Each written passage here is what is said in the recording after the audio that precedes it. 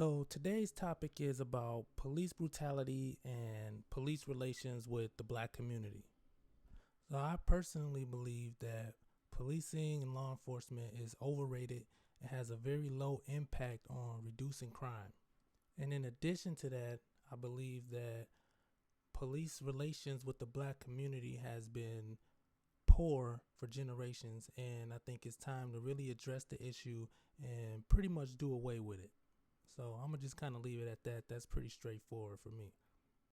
So one of the more recent cases that I've come across in the news is a 23-year-old Minneapolis or Eden Prairie resident, which is a suburb of Minneapolis, was shot by the police at a Holiday gas station during a sting operation, or so they say.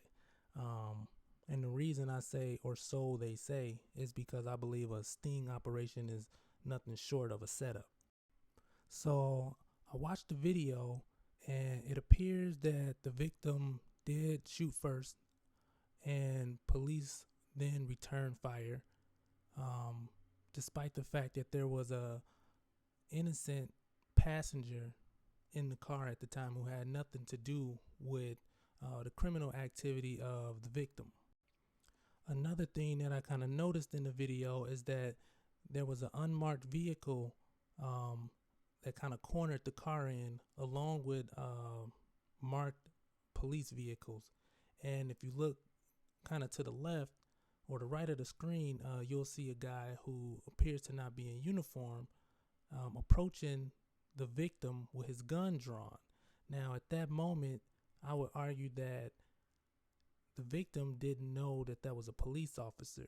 And because it was a sting operation, he thought he was doing an illegal gun transaction with another criminal. So I argue that he potentially didn't know he was shooting at officers initially, especially when that fear response kind of kicks in. You don't differentiate between police officer and threat. It's just all a threat. Hold up.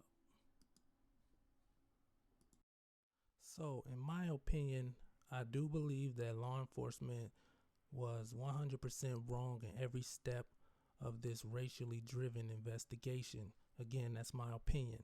I believe that the suspect could have been apprehended in a safer way. I don't believe that they let the transaction play out. I'm not sure. I'll look into the case to get those details.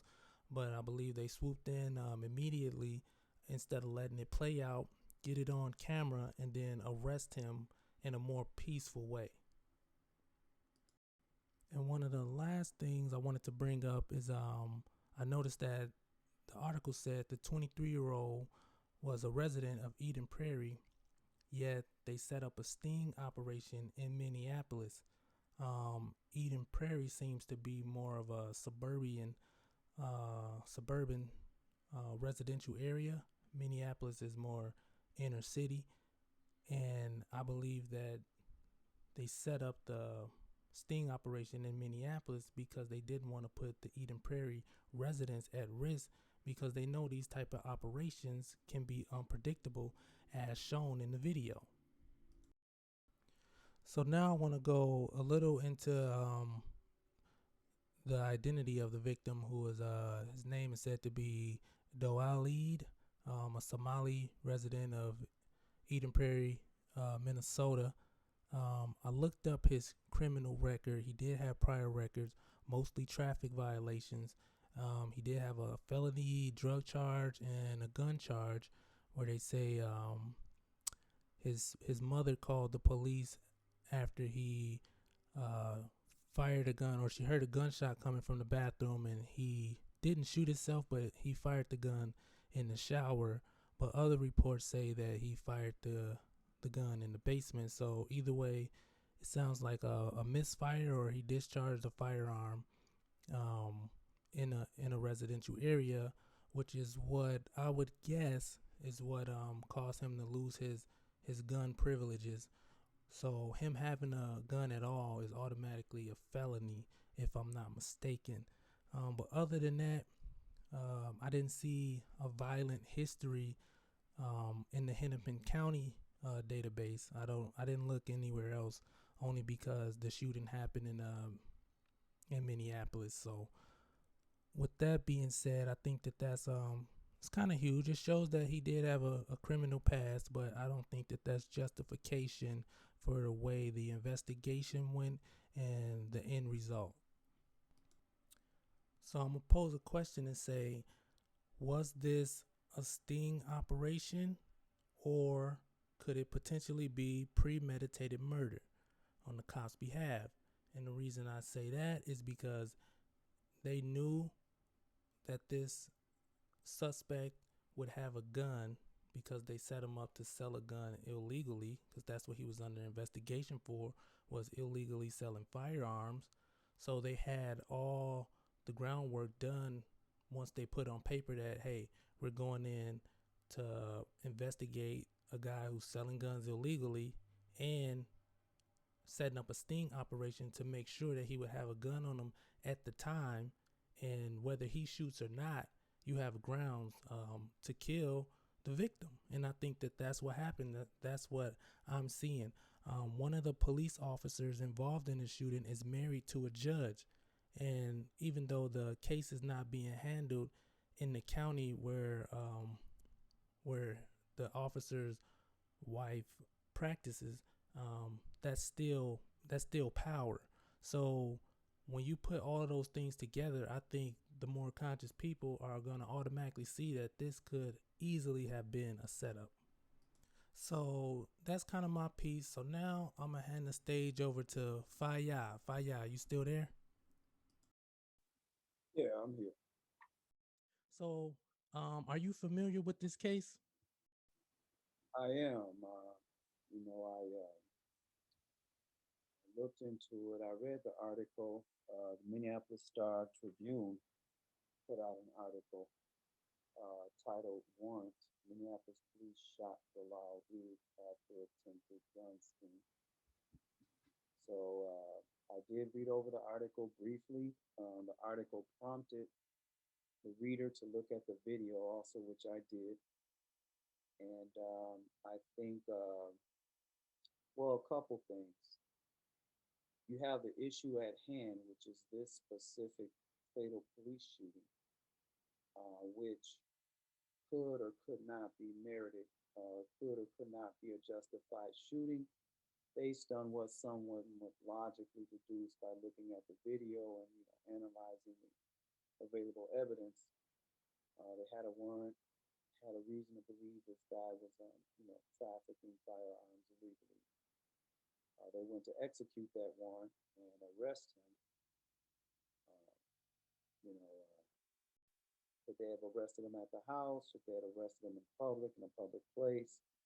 These are points of contention that people will either, say, will either criticize or justify.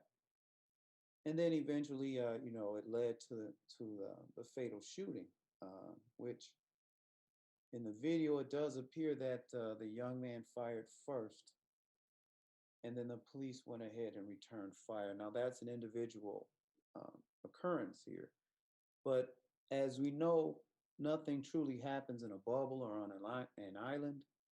You have a history, you have a context for everything. And in the context of this, I believe we would be right to assess the case as it were on a case by case basis. But given all the cases at hand, that forces us to look at a larger picture. That is a historical context, the nature of policing being historical and present day, and where it seems to be going in the future.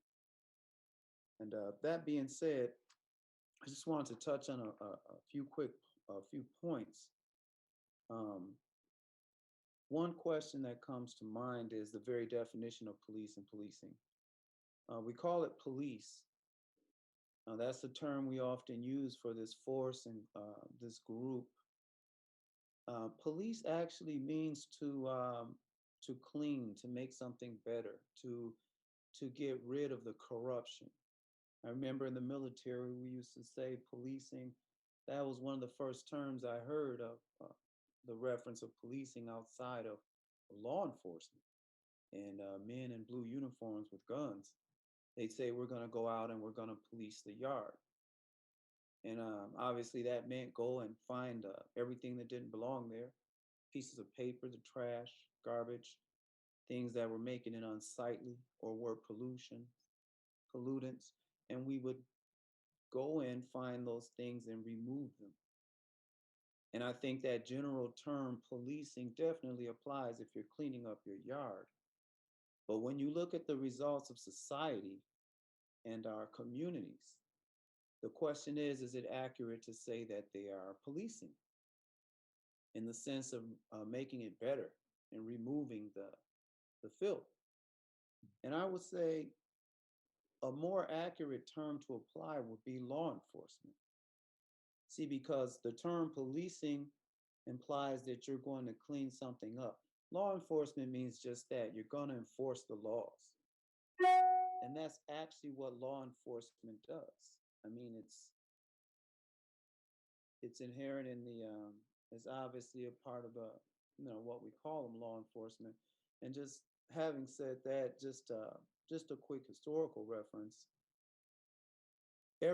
Most everybody knows that the slave patrol is reportedly an ancestor of today's current police force, the law enforcement force, which is correct.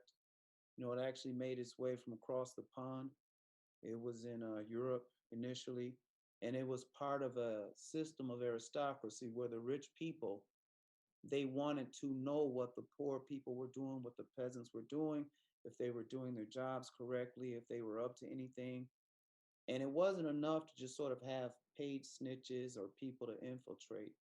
At one point, a policing system, a law enforcement system was developed where these individuals could stand apart and they had the authority of the state and they were uniform. Um, and so they were able to create sort of a mindset and an official force that then the people grew to sort of respect or have a deference for. And these people could go in and patrol the communities and make sure that the peasants were in line. Now, obviously, these police were agents of the government or the aristocracy, and they would do nothing to jeopardize that position. They were actually enforcers of the state. Because if the peasants had an uprising, whether one thought it was justified or not, the police were there to restore law and order. And the order of the day was the laws of the aristocracy, the same laws that made the peasants use their children to go and sweep chimneys, which was a high mortality rate. Um, at one point they, burned people at stakes and they did all sorts of things in the name of aristocracy. That was law. That made its way across the pond, and as it applied to the immigrants as they arrived at the United States, the police force was a crucial part of policing newly arrived and people that were perceived to be at the bottom of the social hierarchy. And it was basically a reflection of the aristocracy that, the quote unquote pilgrims and pioneers had escaped in Europe and in Britain. So you had a force of individuals, and during slavery specifically, as it applied to so-called black people, um, slavery was a law. It was a legal institution. And when you had a legal institution, you needed people to be law abiding. So if a person wanted to escape slavery and run away, that person was found to be breaking the law. So you had a law enforcement contingent that would make sure people followed the law. In the case of our ancestors, that meant do not steal property, even if that property is you, even if that property is your wife and your daughter, your father. You cannot steal property. So there was a law enforcement agency that was tasked with making sure people obeyed the law. And of course, after emancipation, the slave patrol sort of morphed and continued because you still had laws. One of the concessions that the United States, the good white liberals, who were part of the abolitionist movement, once once the emancipation happened, supposedly, one of the concessions that was made between the North and the South, or the Republicans and the Democrats, the political forces, was that, okay, yeah, we'll go ahead and return land to the South, we'll return property to the South, only it's not legal per se to return the human property to the South. So we'll write laws, and the law says that, you can be locked up and returned to slavery for the committance of a crime. And sort of the whole slew of black codes that followed were spitting in public or oogling a white person for more than 6 seconds, or not crossing to the other side of the street if a white person was coming, or being in public without proof of employment, or trying to leave a job where you feel you were mistreated without the white person giving you the okay to leave that job. All these were punishable offenses which could get you incarcerated. So black people were in here were overwhelmingly found to be in violation of the law, which was by virtue of being black in most cases, because if you were out in public, basically any white person was deputized to say, you looked at them, or you was, flagrant, reckless eyeballing, Right, right. and all these other laws, and these ridiculous laws they put in the books. Anyway, you had a law enforcement agency.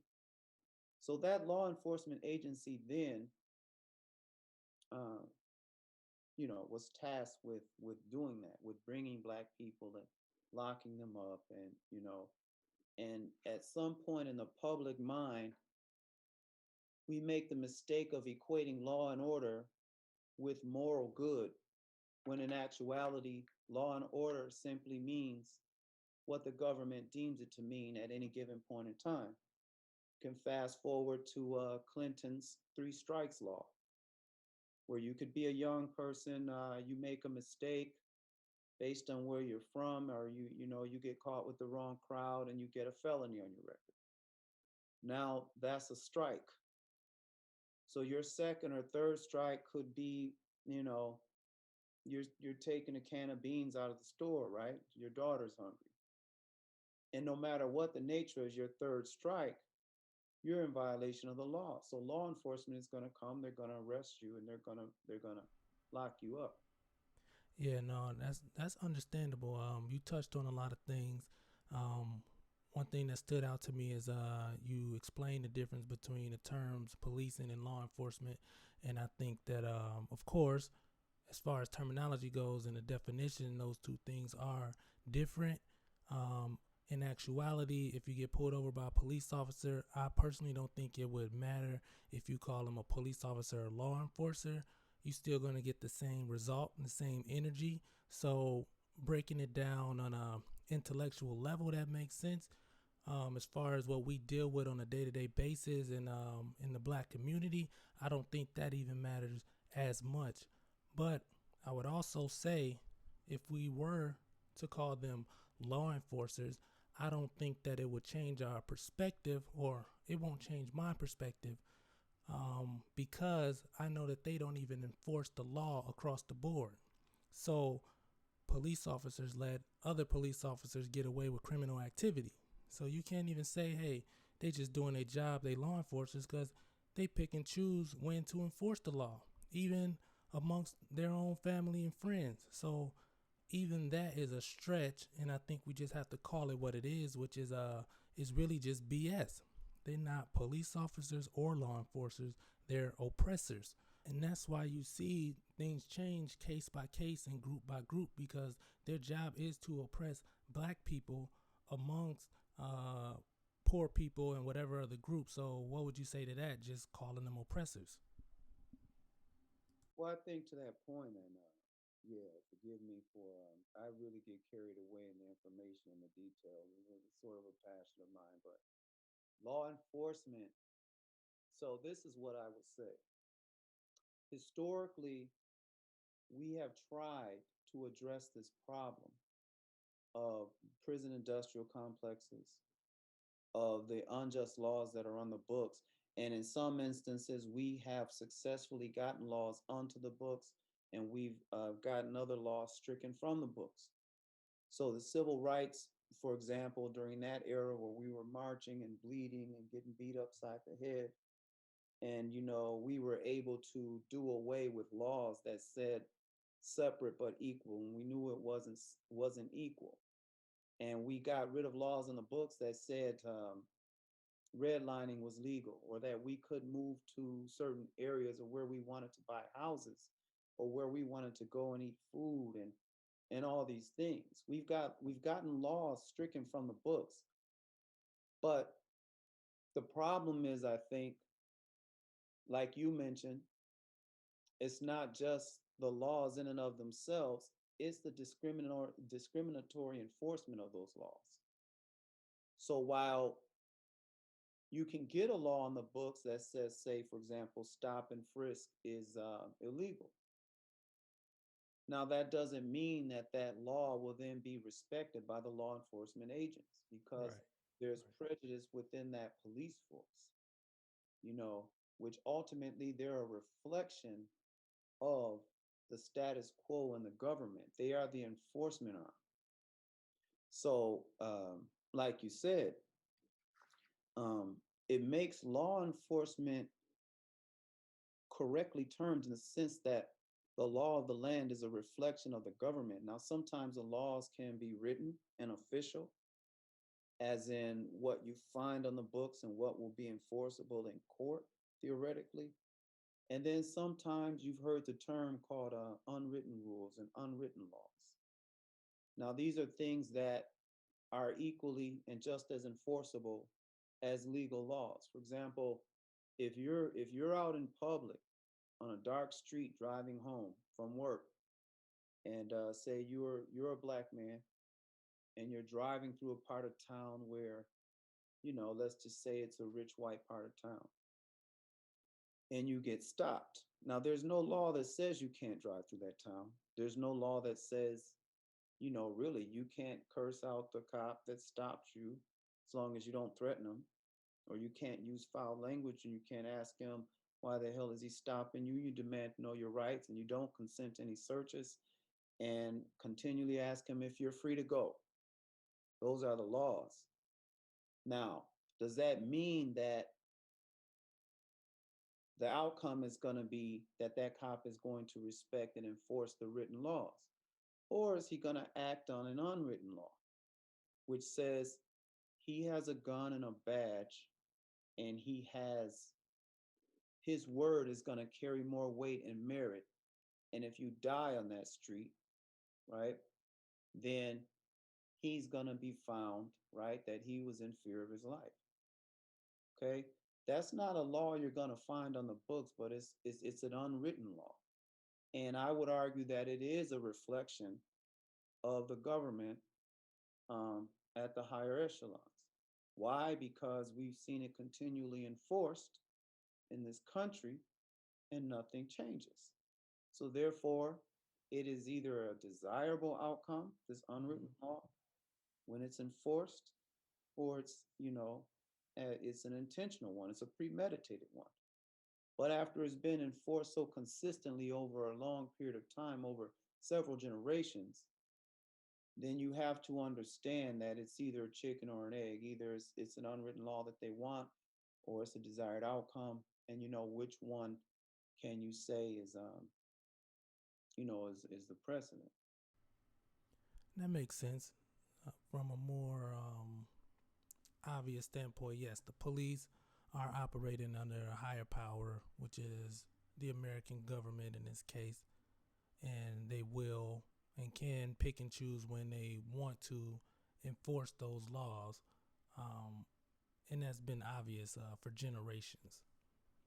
We see those unwritten laws and how they play out amongst different groups, and we don't know how to defend ourselves against it. So on one end, you have people saying, "Oh, we gotta sue and go to court, sue the police officers." Then on another end, you have people saying, oh, we need to go out and vote. But we always wind up in the same predicaments because none of those things are really effective. So then you have to ask yourself why we keep doing the same things over and over. Which brings me back to a point that I made before, is that black people seem to ask for help when they're under attack versus defending themselves. So that's something that I've seen throughout history as far as African Americans or black people in America.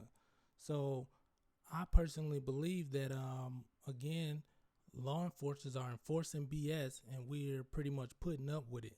So I don't even think that what they're enforcing is law, because it's not like the law of gravity or the law of nature or the law of physics where it's non-discriminatory. It don't discriminate, but in a land like this, we have people using this terminology of law when really that's just a justification to brutalize and abuse and oppress people. But it's not something that is really law. That's a principle that's applied across the board.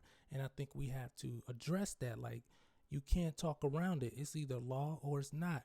The second somebody gets to play with it and change the definition of it because it's convenient for them, then you have to say that's not law. That's BS. All right. And as long as police officers allow other police officers to get away with criminal activity knowingly, then all law enforcement agencies across the country are illegitimate.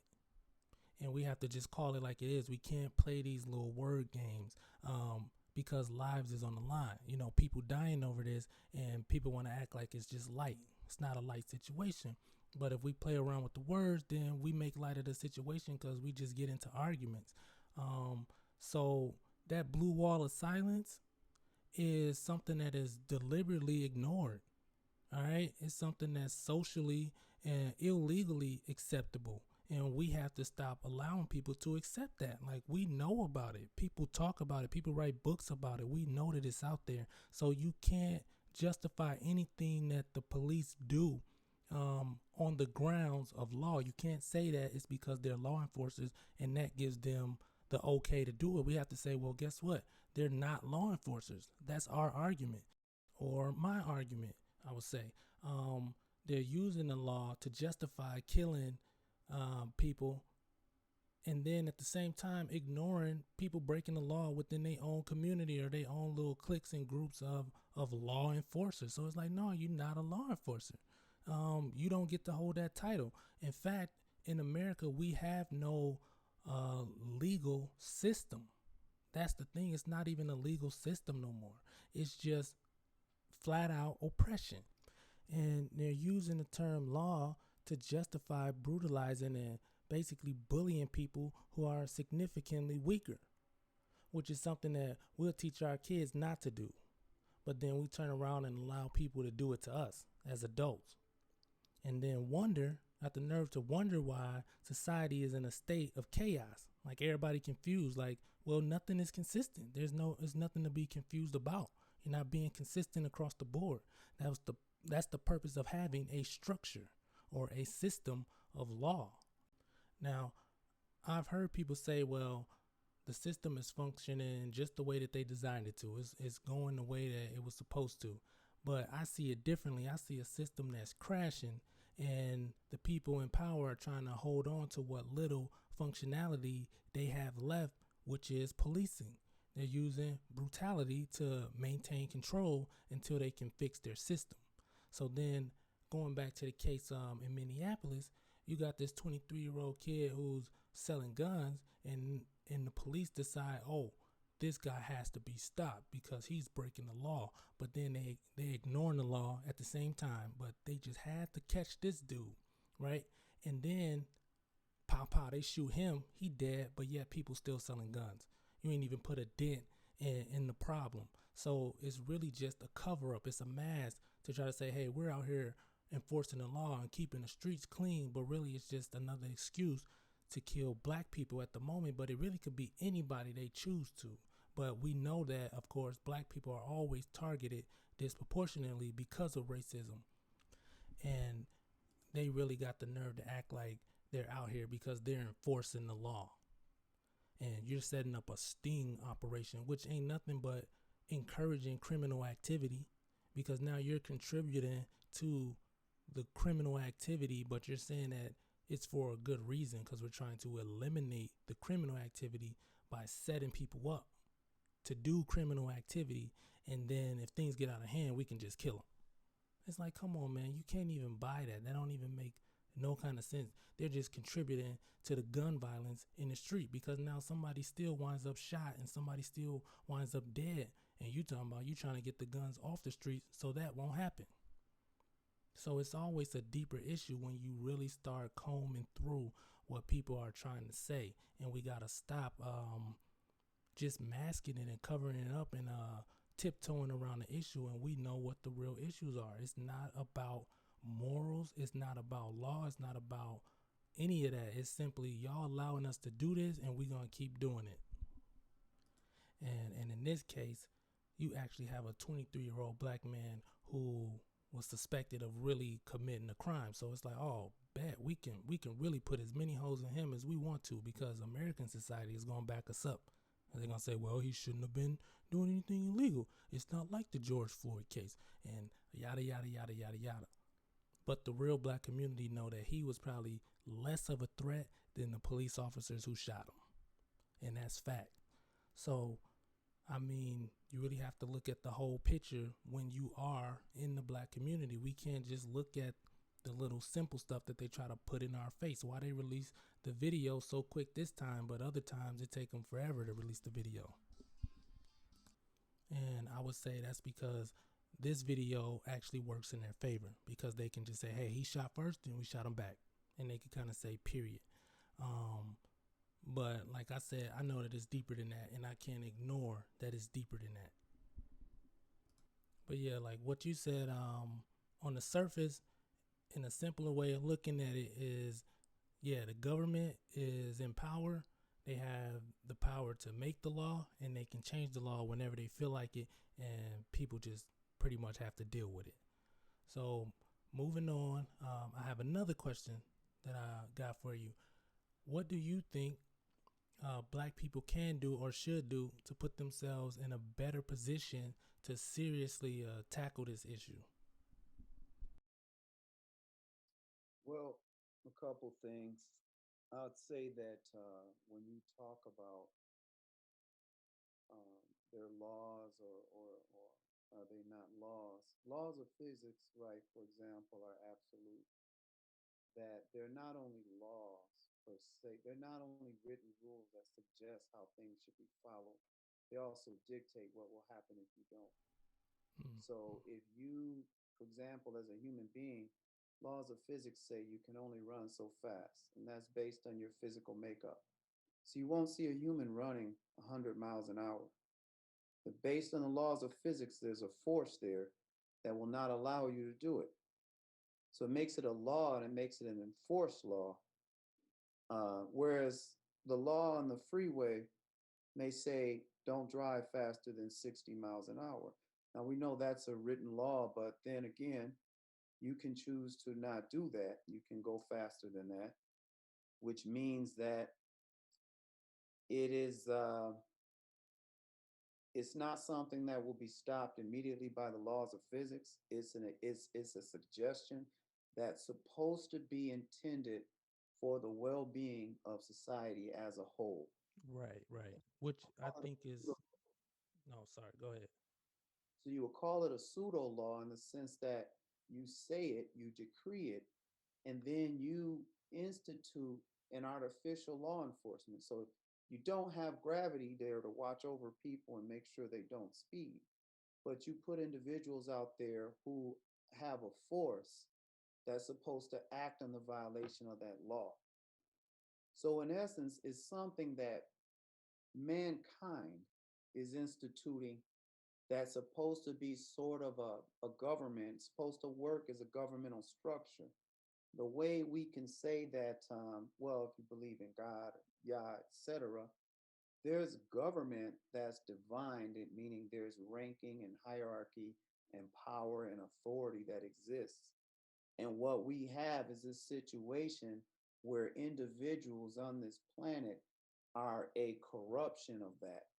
So they institute laws that do not reflect sort of the goodness or the benefit that's equally applicable to everybody, right? That would apply regardless of color, like you said.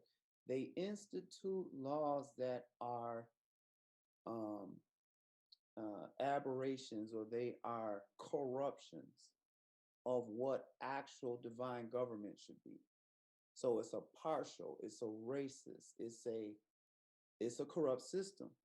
Now that being said, more to your question, uh, the question would have to be posed: is it possible, given that system and canopy under which we live, exist, and call ourselves free and in pursuit of freedom, is it possible to be under the rulership of a corrupt government and be free? Because that's the basic question we're asking. We're saying we're under a corrupt government who is demonstrably wicked and has always sought our oppression. And even before racism was instituted as a control mechanism, there was a, there was a hierarchy, there was an aristocracy, where even in Europe they had dirt poor people who they abused and burned and violated. It's just that that same nature is transferred on the black bodies here because we are nowadays we're the most obvious, visible, extreme end of the other spectrum of paleness. We are the hue, we are the dark. And is it possible to be under that sort of government and then at the same time that government give us justice? That's a very fundamental question. And I would say logically it's not possible. I would say logically it's an incompatibility. Yeah, I agree. When you talk about the mechanisms through which we will secure power and security, right? We wind up having to appeal to the same governmental forces. Hey, give me a license so I can have a firearm and protect myself. So you're going to register me and you'll know I have it. And then for sure, you'll have something bigger and better. And you're going to listen to, you're capable. You have artificial intelligences that are constantly listening to our Zoom calls and our phone calls. And, within this system, I'm asking your law enforcement hands to not mistreat me, right? And not maintain this system of slavery. And though I have no power, I have no real power in this system per se, in the physical. How can I force their hand to do that? And it's an illogical situation, which is why historically, when you look at all of our efforts to secure justice, we've been on sort of a treadmill. We got out of slavery and into sharecropping industries and black codes and prison industrial complexes nowadays. And, we got civil rights legislation, which now is meted out instead of reparations for black people. White females are the number one recipients of civil rights,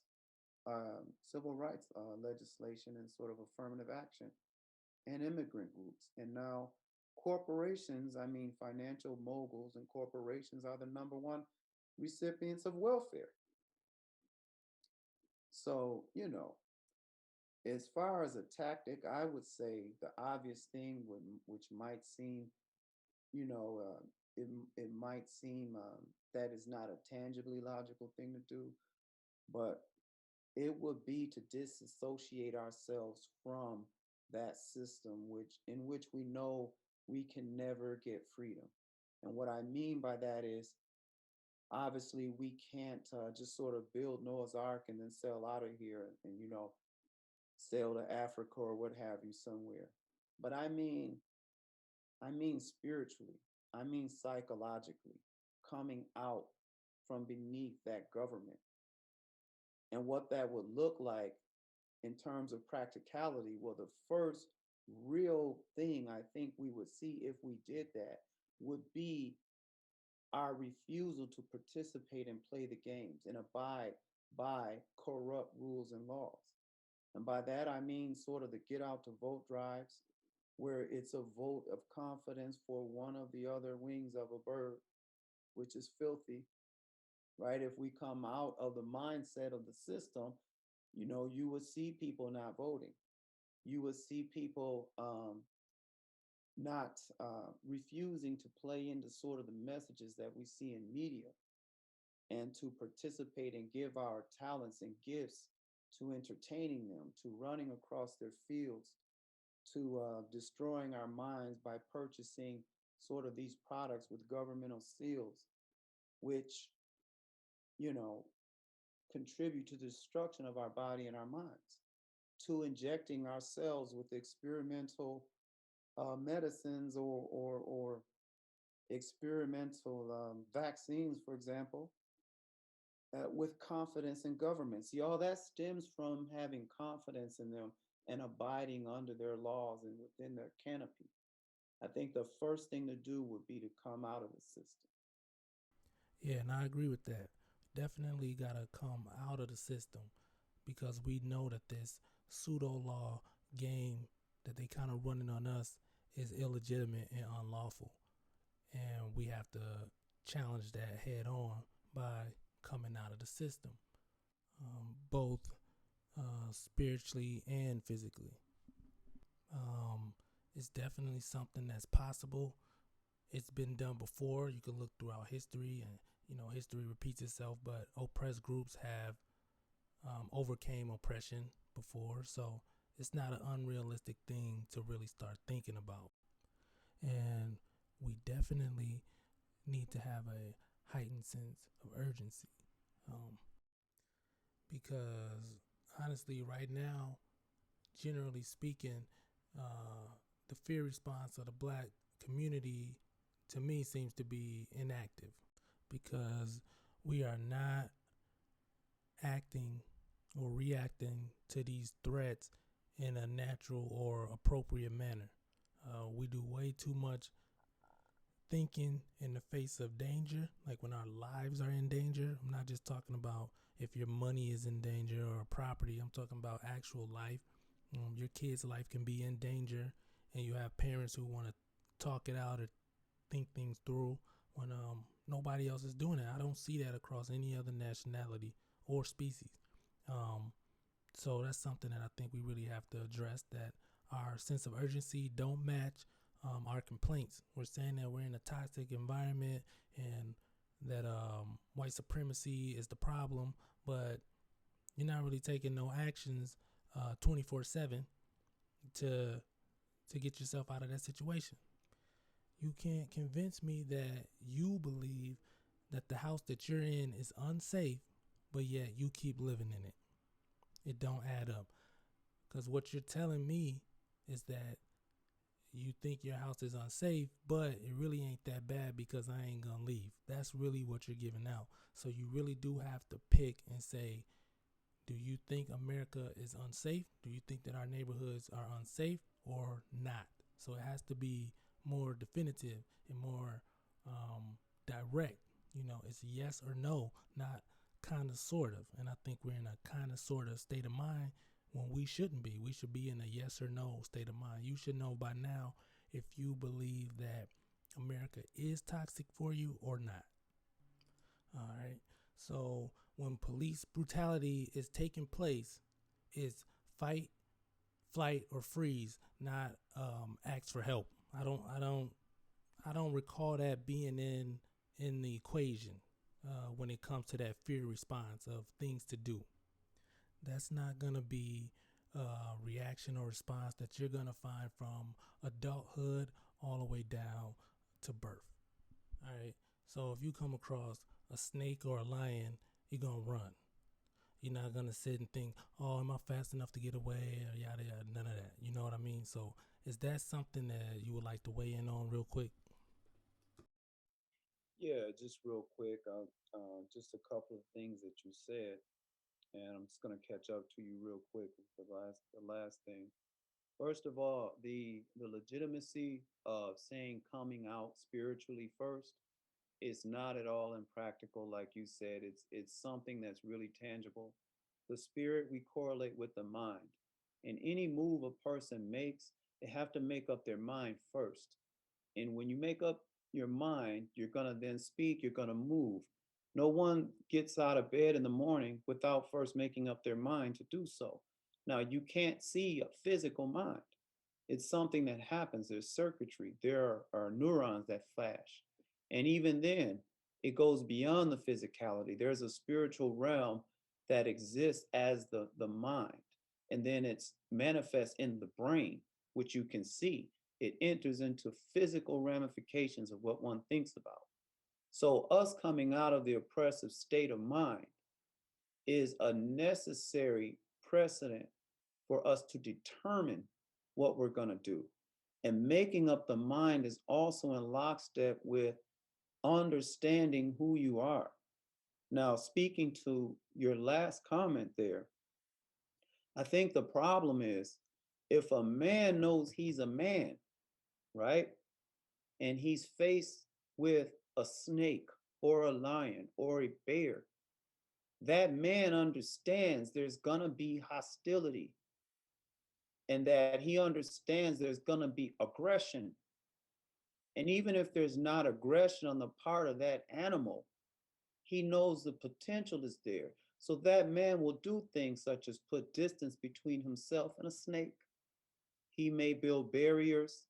He may get weapons, not to necessarily go seek them out and attack them, but he will definitely be prepared to defend himself, Mm-hmm. part of the solution. Right. But that man has to recognize there's a fundamental difference between himself and the snake. If the man is fooled into thinking, hey, we're all the same, I just look different than that snake, but we both have blood, we both bleed red, we are both creations of God, we are both, which could all be true.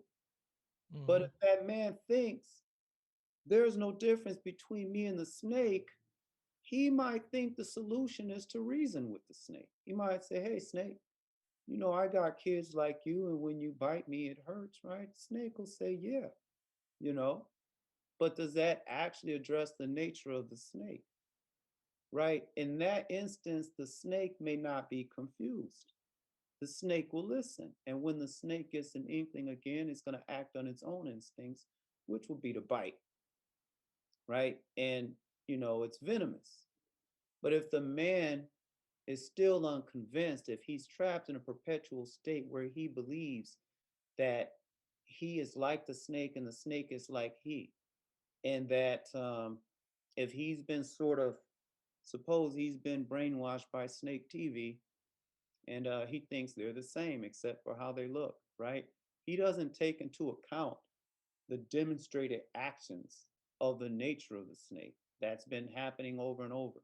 If he still continues to believe because he's continually trained that fundamentally they're the same and that eventually he's going to break through to the snake's heart and that the snake is going to act like a human, that's not going to happen. But see, again, it goes back to coming out of from beneath that mindset, because in the case of Black people who we've been obviously abused for 400 years now, abused prophetically for 400 years, and many of us still need more evidence.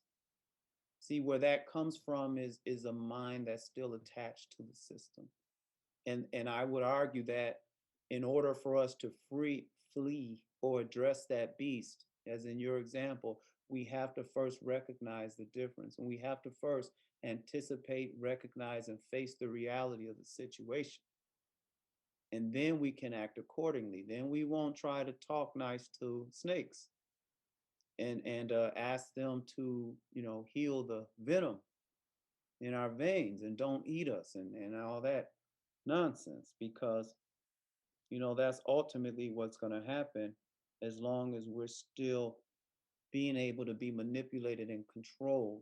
And that starts, like you said, from birth. We're subject to messaging, to systems. We see the humanity side of other people, right? They're the ones that are loving each other and they're You know, they're dying for each other in airplanes and they're heroic and they fly around and they save everybody, right? And we're indoctrinated sort of with this worship of this ultra supra humanity that these people have. But that's in the realm of fiction.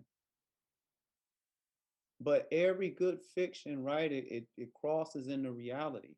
And we walk around and we see different versions of Superman, Spider-Man, and even Jesus Christ, and God's white hand coming down to touch a man on the earth.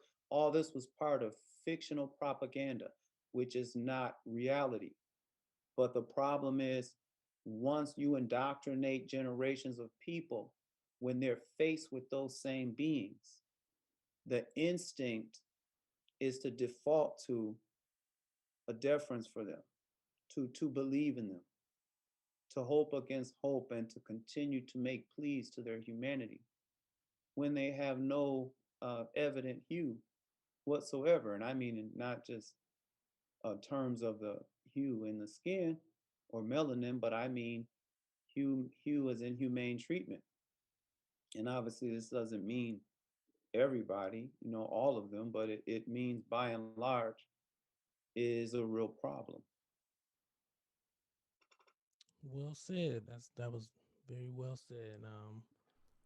So now I like to get into some very basic questions about police brutality and police relations with the black community.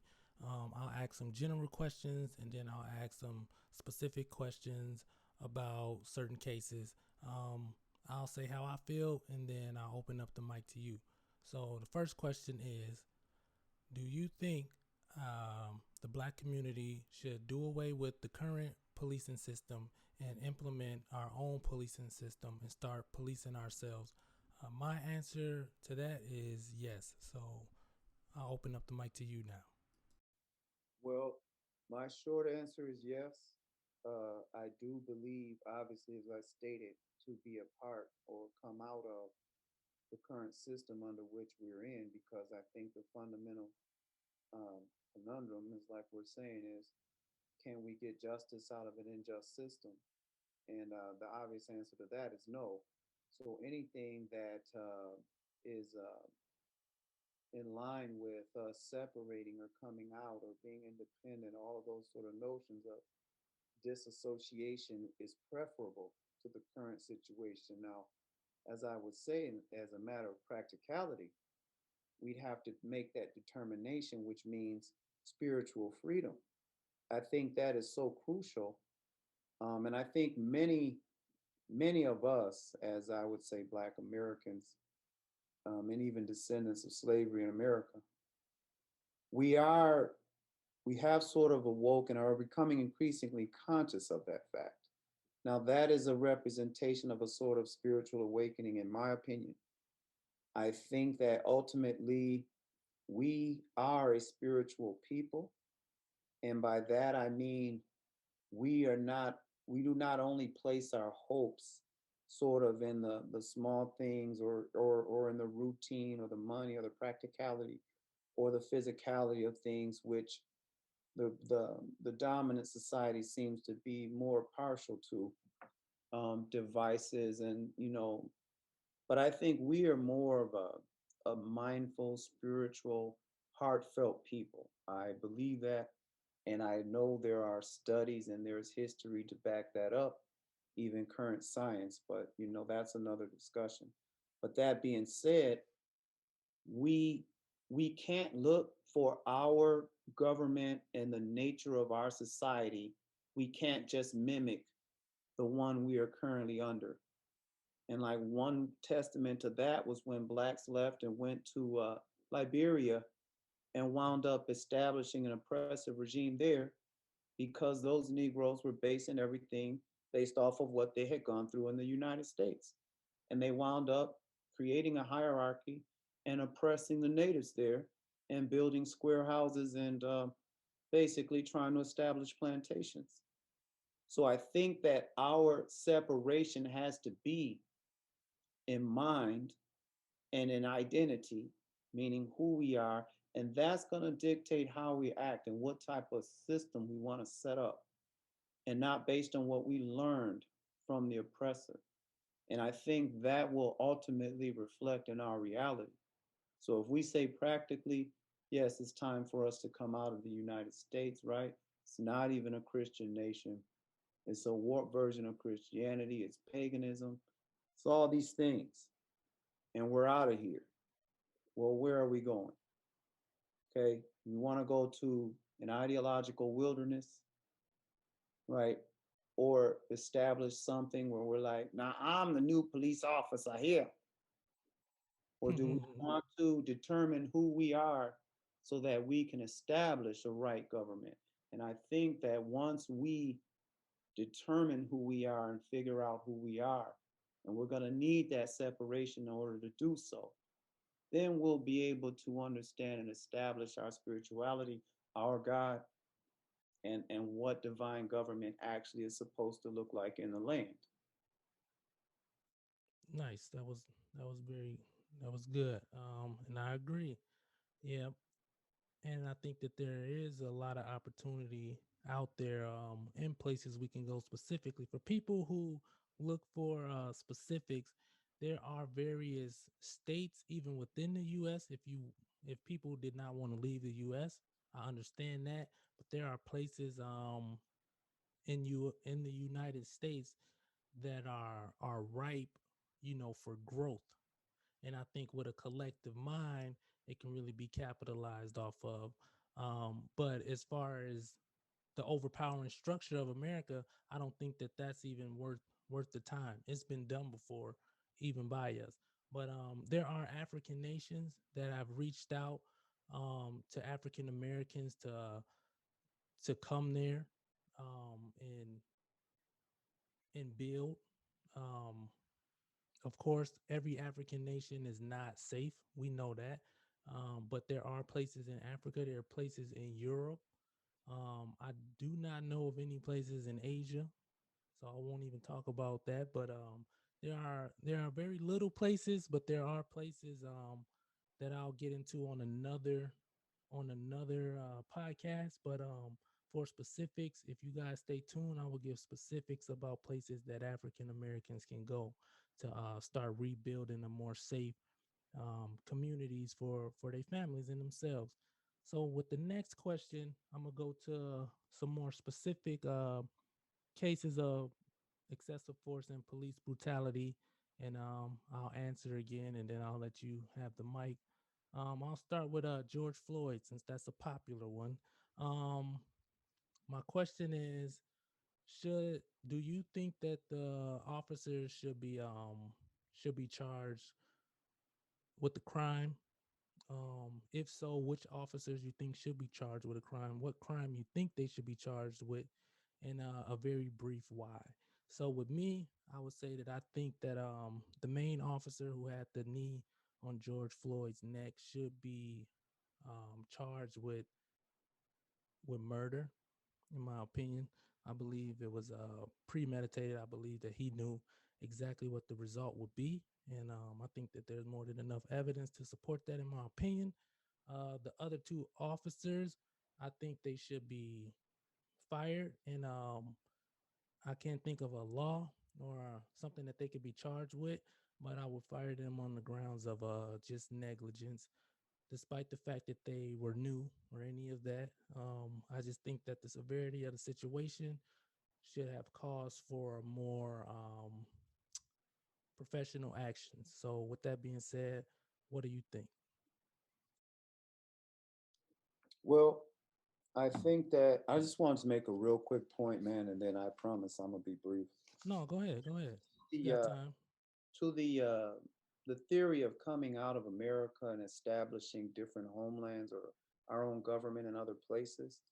I just wanted to add to one of the examples you set forth earlier, and being that if a man is faced with a venomous snake and he has to first recognize that he's a man, by that I also want to say that if that whether that man lives or dies, see, once he recognizes he's a man, he's gonna either fight or he's gonna flight, right?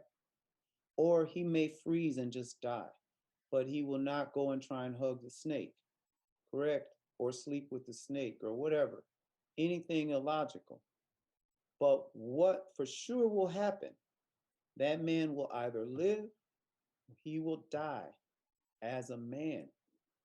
And that's one fundamental cornerstone that will happen with his awakening. So he has to be prepared to live or die as a man based on how that situation plays out. But one thing for sure, he'll be a man. And in the nature of a man is the willingness to live or to die as a man. It's better to live and die as a man in that situation than to hug the snake and maybe it won't bite you. Maybe it'll wait for you to have a son, it'll bite your son. And then it'll rape your daughter, it'll do something else. Right? That man, once he's accepted who he is automatically there. He's automatically acknowledged that natural contention between himself and the beast in front of him. And there's no getting around it. There's no hiding, pretending to be a snake, pretending the snake is a human, none of that. It all goes out the window. And he accepts the inevitable condition, which is he is a man and he's faced with a beast. Now, whatever he decides to do from that point, he should not shrink from that very fundamental identity of himself. Furthermore, beyond dictating what he does and his course of action and his proper instincts, what it will also do is if there are any other humans around and other animals in that area, right? His posture will become one such that he is identifiably a man.